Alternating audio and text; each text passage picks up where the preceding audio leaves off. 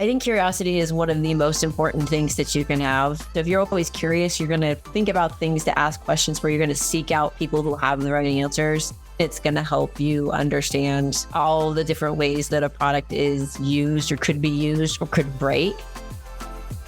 Welcome to another episode of TechBytes.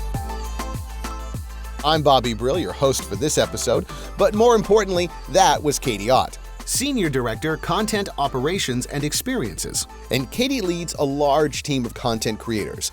Now, of course, you can't have a discussion today about content creation without talking about AI or generative AI. And on this episode of the podcast, we're going to dive in with Katie and get her thoughts on AI and content creation, and more specifically, the role of technical writers working with AI and how writers can set themselves up for success by partnering with AI. So, Katie, how did you get into this very specific world of technical writing? Growing up in high school, I loved creative writing.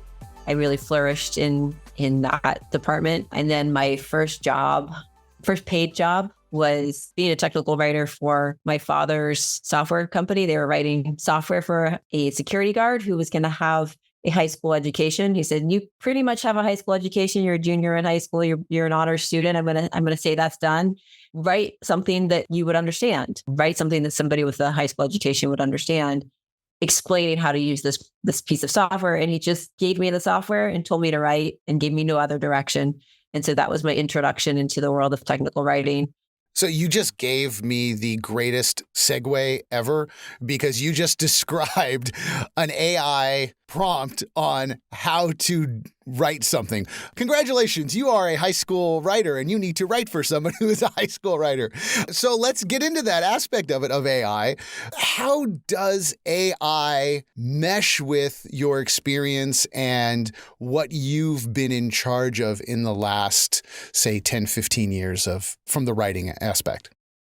So I've moved from being a writer to managing writers. I ran the entire documentation team at Hewlett-Packard for their printers. And then I came to ServiceNow. I've managed writing teams. And now my role right now is to actually manage all of the aspects of creating content that don't actually consist of managing writers.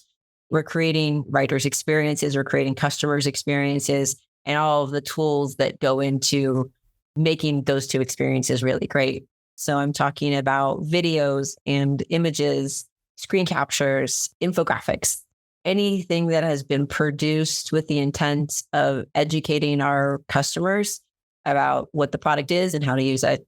So I think AI is an enabler for all of those experiences that we're creating. Like, we are trying to figure out how can we incorporate AI to make writers more efficient, to make the content more clear to customers. Just how can we use it to enhance the work that we're doing today? So then to go to the first part of your question, like how, as a writer, can this help you? I think one of the biggest challenges that any writer faces is that blank screen. I'd say blank page, but really we're all writing on computers nowadays. So it's that blank screen. I know what I need to write about. I've had a million conversations with subject matter experts. I've played with the software myself. I might even have a template that sort of outlines the order in which I should put stuff in, but to actually get started of like, how do I explain how to use this? It's the hardest thing, because you're just staring at sort of a blank page. Once you start to get content in there, you can see how the story is taking shape, or see how you want to explain this really complex concept to somebody who might not understand it. A technical writer's skill set is being able to understand the technical and communicate it in a simple term. And so we're doing that magic, but to have something to get us started faster, or get that draft on the page that we can start, manipulating and turning into something really simple and understandable, is going to be really powerful. And I think out of the gate, where the technology is right now, I think that's the thing that AI is going to be able to do best for us at this moment. You said something interesting there, that idea that the writer has all this knowledge. They've more than likely written this content before, but that blank page, that new document fear where it's like, how bespoke does this need to be, is a challenge for a lot of writers, or is that a challenge of technical writing as a whole? I think it's a challenge for writers in general. Yeah, I think back to high school and college when I was doing creative writing classes, and that was the biggest challenge too. It's like, I have this prompt. How do I get started? My my most favorite writing challenge ever was a teacher walked into the room and said, pick a number, between 1 and 10, between 11 and 25, and gave us like 4 sections of numbers, and then handed us a paper and said, okay, these are your characters. This is your scene. This is the action based on the numbers you selected. And you wrote a creative story that kind of encapsulated all of that. And that was really easy because I had my characters, I had my scene, I had the structure in place, and I just had to start filling in the gaps. Kind of not unlike what's happening with us in technical writing and multimedia production, where we're given a UI, some directions, some buttons, and we have all these elements in hand, and we're tasked with creating this document. And so you have those elements. I think a lot of writers, when they're doing their work, are taking notes or they're recording meetings. They have some way of recording the information that they're gathering. And so to be able to just put that into an AI tool and give it a couple prompts and say, take all this information and give me a user guide, or take all this information and summarize the tasks that were described, or whatever the prompt is that you want to give it, and then continue to refine that from there. I think that would be really powerful, because taking all of your biases out of writing as well. And it's saying, just like, here, take all this information and give it to me, digest it down, give it to me in whatever form I'm asking for. And then I'm going to be able to start writing from that. Part of the issue too, when you become really entrenched in a piece of software, the details or the little tiny things that are kind of important, you start to skip over those, right? You're like, oh, I can make the jump. I no longer have to go A, B, C, D. I'm just going A to D, because B and C are really simple little things. But to somebody who's not as familiar with it, that little detail that they need to continue forward, if you give it to an AI to give you the summary, it's going to include that instead of just skipping it out. It's going to give you all the details that you need. Oh, that's interesting, because I know you and I had talked before we had done this, and you had given it that great label of co-writer or assistant, and that's a very good example. What are some other examples from your experience and what you're really liking about this, and how it can help other technical writers to see AI and Gen AI as a co-writer or an actual helper in this situation? I think if you think of AI as that co-writer, that smart assistant that's working with you, it becomes a little less intimidating, and it emphasizes that you're still in control. And it makes it so that you're not working alone. So a lot of times, if you're just in a vacuum all by yourself, you're working alone, that can also be a little challenging. Or you can start to go down a path that, you get kind of sucked into a detail, and you get sucked down that path. And you can, with the AI tools, it keeps a record of the conversation. So you can always go back and review it and be like, oh yeah, look, I took this weird left turn here for some reason. I'm going to go back up to this part of the conversation and start again from there, continue down this other path. Yeah, I was going to ask you about styles, because you've got the background of 2 different styles. How stylistically is it different than writing copy for a video or social media posting, or even, marketing speak? It used to be very different. So technical writing, when I first got into it, it was like, you're very, very technical. There's no emotion in the writing that you have. And it's very dry. This is what you do. These are the steps, 1, 2, 3, 4. This is the outcome. And in recent years, there's been a lot of research and some findings that say a more conversational tone actually has a bigger impact. So if you think about it, you and I are having a conversation, we'll remember these details for a while, because we're having a conversation back and forth. If I'm going to read a recipe about, how to make dinner tonight, I'm probably not going to remember that recipe after I make that dish until the next time I need it, because it was just 1, 2, 3, 4, follow these steps. Whereas if I had sat down and had a conversation with a friend of mine, they're like, oh, you have to make this recipe, you do this and you do this, and then you added this extra detail here. Your brain remembers a conversation in a different way than it remembers the structured content. How do you explain conversational to the writers you work with, and also for some of the new writers thinking about this, that idea of a conversational tone?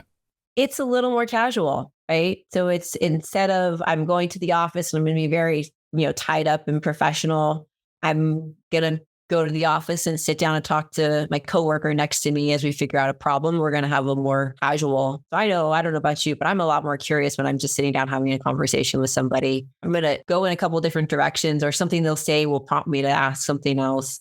And I think that's part of the beauty of this as well, is that it's putting the writer or the creator in that more relaxed, casual frame of mind to just be a little bit more curious about the subject that they're writing about.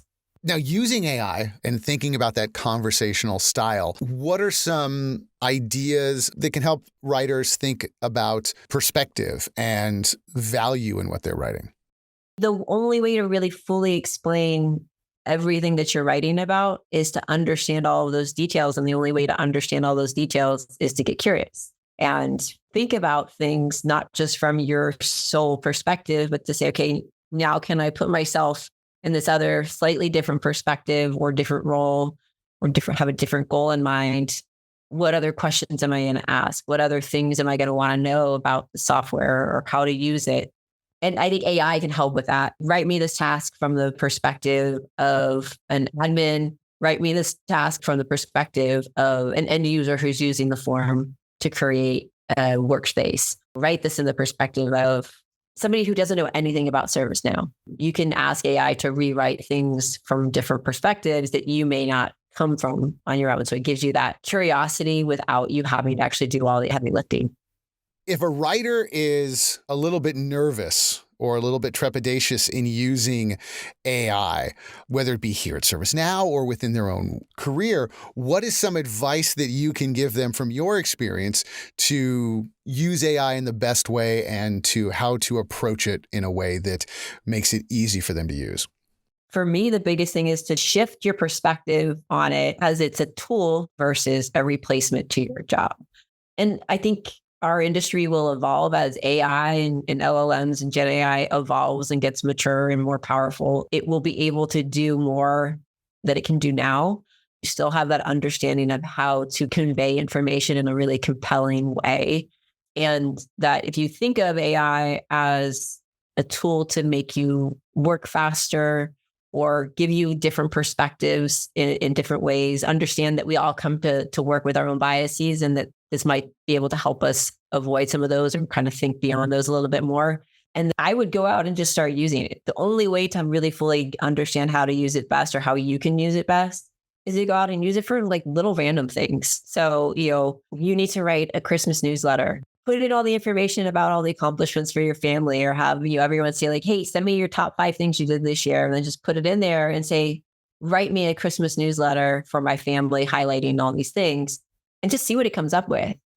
We have a quarterly newsletter and I have to write an introduction for it every time. And I always put it off to the last minute. And I've started using ChatGPT for it because I say, here are like the 10 things or these are the things I want to highlight.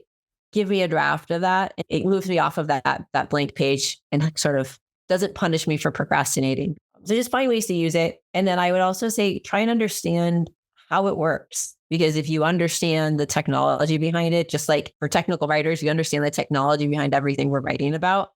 If you understand the technology behind how the LLMs work, how they're trained, it makes it a lot less intimidating.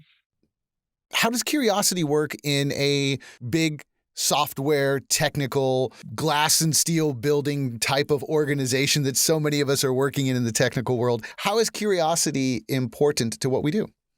Curiosity is one of the most important things that you can have because it allows you to ask good questions. So if you're always curious, you're going to think about things to ask questions where you're going to seek out people who have the right answers. For technical writing, it's going to help you understand all the different ways that a product is used or could be used or could break. I think one of the biggest things we do in technical writing is write documentation to help you get past those stumbling points or those sticky points that the software design maybe didn't quite capture correctly. And so just to understand all of those different parts of the experience, the way you get to that is to have curiosity. Well, there you have it. I guess it always does come down to one thing: curiosity. If you've enjoyed this episode, please hit subscribe on whatever podcast platform you're listening on so you never miss an episode. And if you have any questions on working with the ServiceNow platform, head over to docs.servicenow.com or head over to YouTube and check out the ServiceNow community channel. Thanks for listening.